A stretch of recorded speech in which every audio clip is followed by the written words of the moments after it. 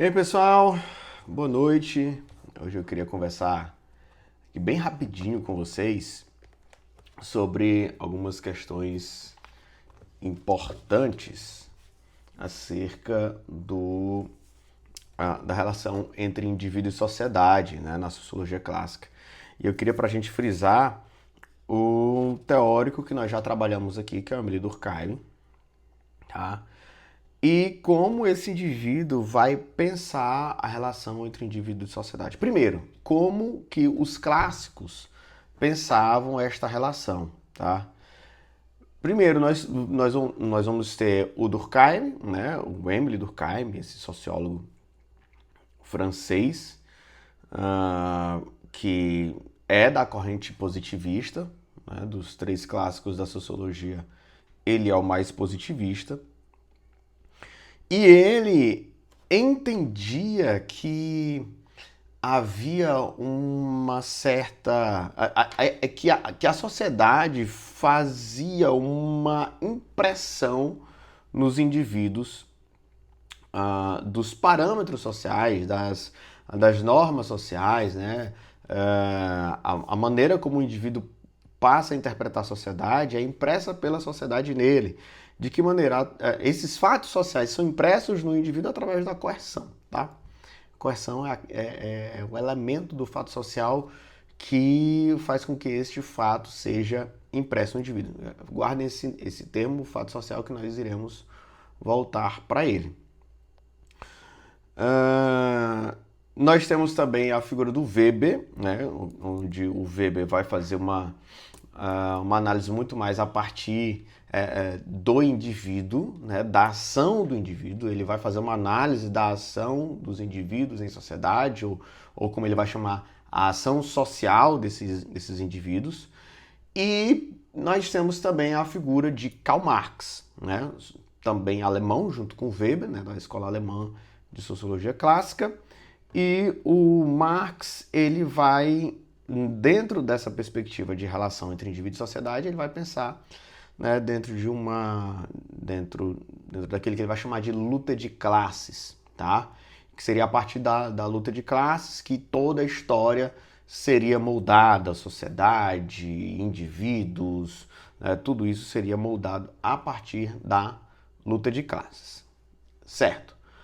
Entendido isso, tá? Entendido essa parte, vamos agora entender como funciona para o Durkheim, né? Como funciona a sociologia para o Durkheim. O Durkheim foi o responsável por publicar, lá ainda no século XIX, a obra As Regras do Método Sociológico, e ali ele vai estar delimitando muito bem, né, aquilo que era o objeto, aquilo que seria o objeto de estudo da sociologia, que para ele é o fato social.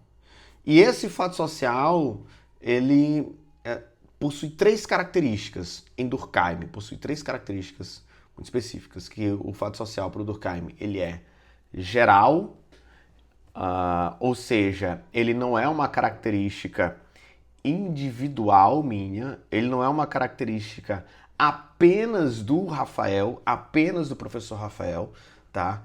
Ele é também externo, ou seja, além de ser uma característica, além de ser, ou seja, geral, né? Além de ser geral e, portanto, uma característica que acomete um grupo de indivíduos, este fato social, ele também é externo, ou seja, ele vem de fora para dentro do indivíduo e, portanto, é anterior a mim. O fato social, sendo geral e, portanto, acometendo todo um grupo, esse fato social sendo externo, algo que é aprendido, que existe antes do indivíduo, algo que existe na sociedade antes da minha própria existência, antes da minha existência individual, e portanto eu precisei aprender para poder interpretar a sociedade, para poder compreender este fato social. Este fato social, ele também é coercitivo, ele é uma imposição, tá? Ele é uma imposição, como a língua. A língua, ela não é falada apenas por mim, tá? ela não é apenas, ora, a língua ela serve para comunicar, certo? Ela serve para comunicar dois indivíduos. Então, portanto, não tem como a língua ser apenas individual. Tá, eu posso criar uma língua aqui, né, do nada, tirando da minha cabeça, criar uma língua nova, um alfabeto novo, tudo novo, a fonética nova, enfim, uma língua completamente nova. Mas se ele não tiver, se eu não ensinar uma outra pessoa, essa língua não tem serventia, tá? Ela não tem uso. Então, a língua, ela é, portanto, geral. Segundo, é externa, porque quando eu nasci eu não sabia falar e, portanto, eu precisei aprender a falar. E ela existia antes de mim. Claro que esta língua ela é passível de alterações, tá? De alterações, mas para isso a gente entraria num outro debate, né? Da construção social da realidade, lá do Berg e do Luckmann, enfim, a gente pode depois conversar sobre isso.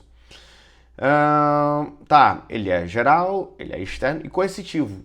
Eu não escolho qual língua eu vou falar logo após nascer. Eu posso, obviamente, né, depois de algum tempo, ir para um outro lugar e aprender, ou mesmo dentro do meu próprio país, aprender uma outra língua, tá? Mas isso porque uma outra região impõe a mim que eu preciso aprender esta língua para que eu possa me comunicar com esses indivíduos de uma outra região que falem essa outra língua, tá? Então percebam que o fato social para o Durkheim possui três características. Ele é externo, ele é geral e ele é coercitivo, tá?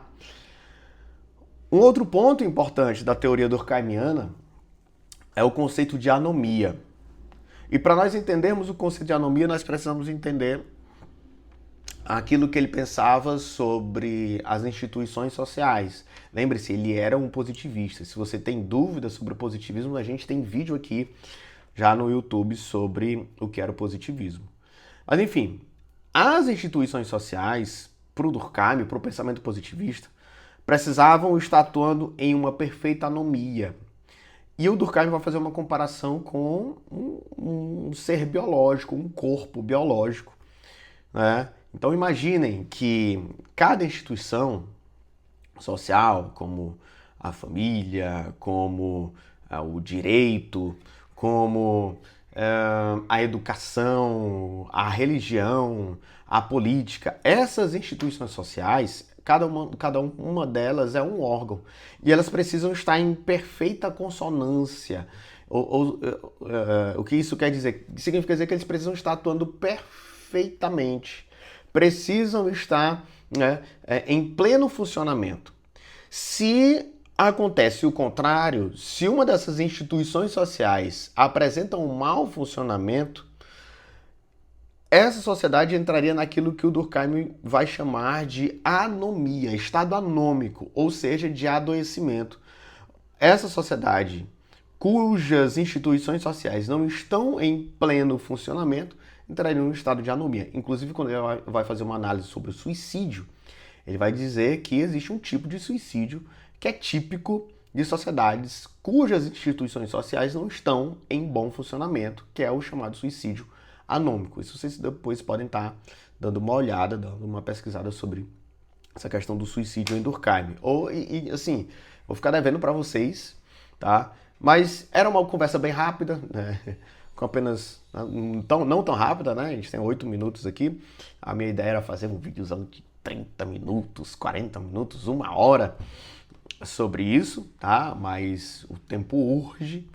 Então, espero que vocês tenham compreendido um pouco melhor. A gente tem um outro vídeo aqui sobre Durkheim, vocês podem estar dando uma olhada também. Um vídeo complementa o outro. É um vídeo mais antigo, um dos primeiros vídeos aqui do canal no YouTube, tá? Então, abraços e até mais. Tchau, tchau.